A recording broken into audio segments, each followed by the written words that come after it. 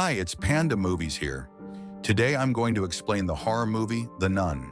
Warning, there are spoilers ahead. Enjoy the video. The story is set in Romania in the year 1952. It opens with two nuns living at the Saint Cartha's monastery that are being attacked by an unseen evil force after entering a tunnel to retrieve an ancient Christian relic. One of the nuns, Sister Victoria, manages to escape and flees from the attacker that is revealed to be a demon appearing as a nun. Before the demon can take over Sister Victoria's body, she decides to sacrifice herself and hangs herself to death from the balcony. In the morning, the nun's body is discovered by Frenchie, a villager that transports supplies to the monastery. The news of the incidents makes its way to the Vatican, and they summon Father Burke to Rome. They ask him to travel with Sister Irene, a nun in her novitiate, to travel to Romania and investigate the situation.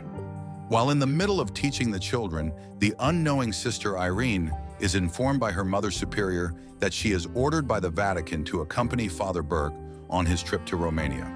The pair travel to Romania and they meet with Frenchie, the villager who discovered the body of Sister Victoria.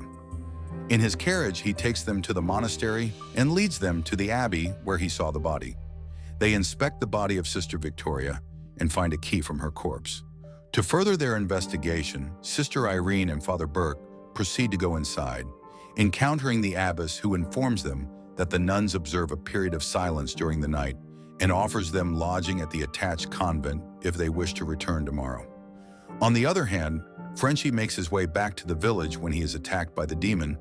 Luckily, he escapes unharmed. Back in the monastery, Father Burke and Sister Irene begin to share their experiences in the past. He tells her that he exorcised a boy in the past, Daniel, who ended up fatally injured during the ritual and succumbed to death later on. The priest shares that up until that point, he carries the burden of the boy's death with him. Sister Irene shares that as a girl, she had visions, and each of them concluded with, "Mary points the way," which caused the church to take an interest in her. Later that night, the demon strikes again, and at the receiving end is Father Burke, who was buried alive in the graveyard by the entity. Fortunately, Sister Irene is able to rescue him. Even after what had happened, the pair remained at the monastery, even more driven to investigate. The next day they returned to the abbey, however, only Sister Irene is allowed to enter, as it is cloistered. Sister Irene meets some of the other nuns and learns that they are praying constantly, even swapping in shifts when others need to take a break. They do this so that they may keep the evil entity at bay. Sister Owana was the one to reveal to Sister Irene the history of the abbey. The abbey was actually built in the Middle Ages as a castle used by the Duke of Saint Cartha, a powerful aristocrat obsessed with the occult. It was right at that very castle where the diabolic Duke summoned the demon through a rift in the catacombs. However, before he can accomplish his plan, the Christian knights come to stop him. The knights were able to kill him, and most importantly, seal the rift with a vial filled with the blood of Christ. The rift remained safely sealed throughout history, but the bombings during the Second World War accidentally reopened the rift, unleashing the evil entity once more.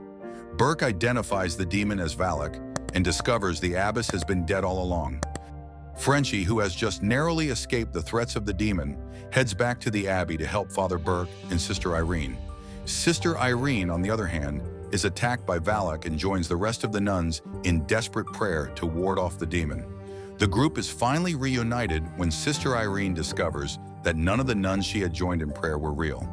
All this time she was praying all by herself, realizing that the last nun in the abbey was Sister Victoria, who had sacrificed herself to stop relic from possessing her body and unleashing evil. Believing that the only way to stop relic is to seal the rift with the blood of Christ contained in the reliquary, the trio set off to retrieve the vial with the key that they found in Sister Victoria's possession. Sister Irene then informs Father Burke that God has called her to make her solemn vows as a nun and asks Burke to elevate her to the status of a professed nun, which he does in the abbey's chapel. Without wasting any more time, the trio goes to unlock the tunnel door, but Sister Irene is lured into the pentagram and possessed by relic. Frenchie attempts to release the nun from the demon's possession by smearing some blood of Christ on her face. The demon is successfully casted out of Sister Irene's body. Meanwhile, Father Burke is wounded by Daniel's ghost as relic starts to drown Sister Irene in a flooded chamber. With all her might, Sister Irene emerges from the flood and expels the blood of Christ from her mouth to the demon's face, banishing it as the blood of Christ seals the rift. Having ingested too much water, Irene lays unconscious as Frenchie tries to resuscitate her. After she awakens, Sister Irene asks for Frenchie's real name, to which he answers Maurice. The story ends with the severely wounded and very much exhausted trio leaving the abbey having successfully sealed the rift, concluding their investigation.